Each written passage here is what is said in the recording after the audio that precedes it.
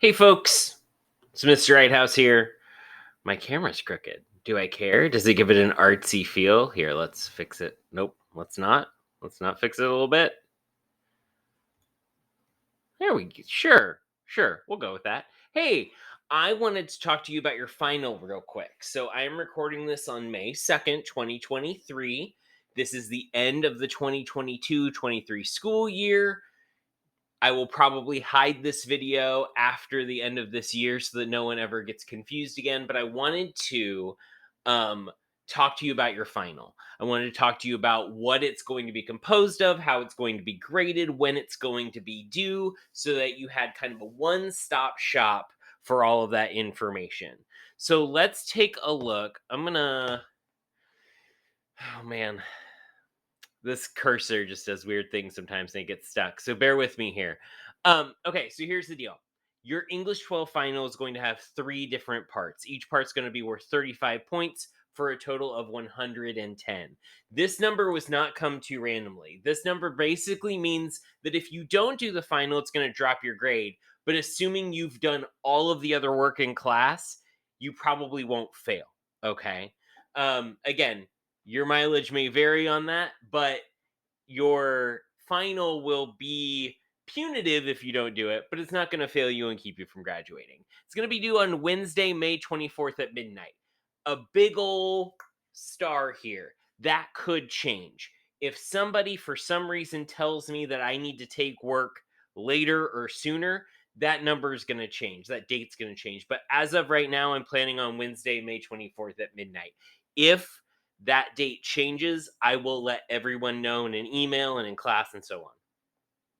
If you turn in your final by Friday, May 18th at midnight, I'm going to give you 10% extra credit. So again, a final that's already fairly easy, as y'all will see, a final that already isn't meant to fail the course, I'll give you extra credit if you turn it in a couple weeks instead of 2.5 weeks. Okay, if you're gonna make a document, you're gonna turn all 3 parts in on one document. It can be a Word document, a Google Doc that you download. I don't care, but if you share it with me on Google or if you send it to me by email, I'm not gonna grade it. I need it in the course page. Let's take a look at the different parts. So this is a literature course. The first part is literature. You're going to read one of the following poems and short stories I have here. These are all world or British literature poems or short stories released within the past 20 years ish. I wanted to give us something more modern to kind of wrap up the year. Different authors that maybe we haven't heard their perspectives so far this year.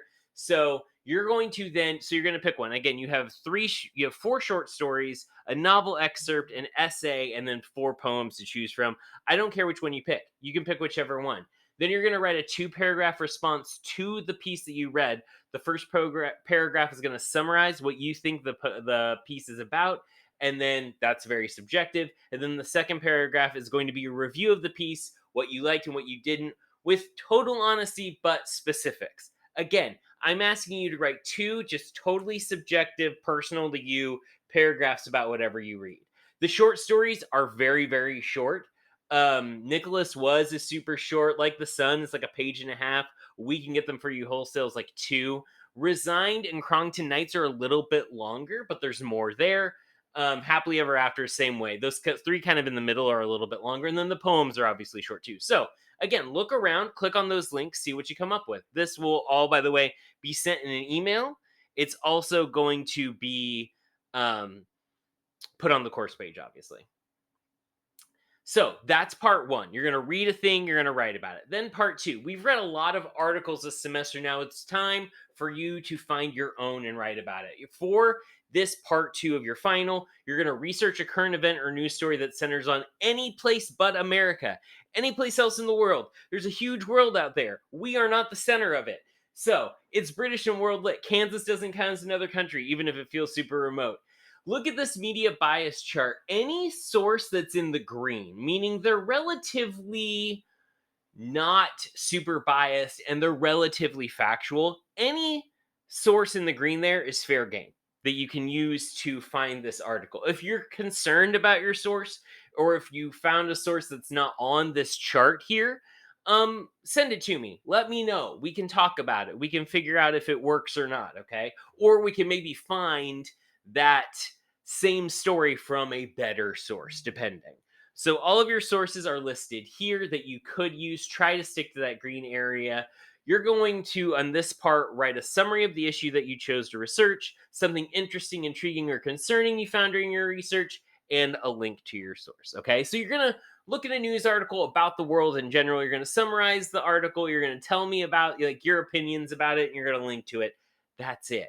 That's going to be right underneath the two paragraphs you wrote about the literature. Okay, so literature response, article, then you're going to write a personal statement. One of the things you're going to have to do, whatever you end up doing after your time here at Indiana Gateway, is talking about yourself in a positive way, is selling yourself to other people. So, whether that is for college, scholarships, jobs, you're going to be able to reflect. You're going to need to be able to express yourself and your personality and show someone in power why you are a good bet. So, you're going to pick one of the following prompts here. I believe there are eight of them, and answer it in 500 to 1,000 words. Now, I hate word counts, but because I usually be like, yeah, just however long it takes to write. But I know some of y'all would write a sentence to these, and that's not enough. But I also don't want you to feel like you need to write 3 pages. So 500, 1,000 is what I say. I'm not going to highlight it and count. Okay, just try to hit that number. Okay, it's a big target. Try to hit it. So there are 8 different prompts here. Some pretty specific. The lessons we take from failure, describe a problem you've had to solve. Too pretty broad. You've been elected president of the United States, write your speech. Or you were offered the villain or a hero in a movie. Which role would you accept and why?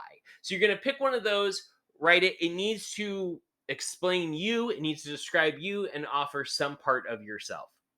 Y'all, that's your final, okay? It is designed to be a low bar. It is designed to be something that you can get done in a day or a weekend or off and on when you have time, and get it turned in by that early date so you get extra credit. If you're one of those people who's stressed out about classes, don't let this one stress you out. This is designed to be an easy final. And spoiler alert, this is all we're doing the rest of the year. I'm giving this to you now on May 2nd.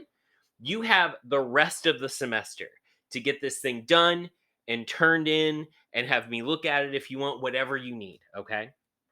If you have questions, please reach out. We will have our normal classes most of the time.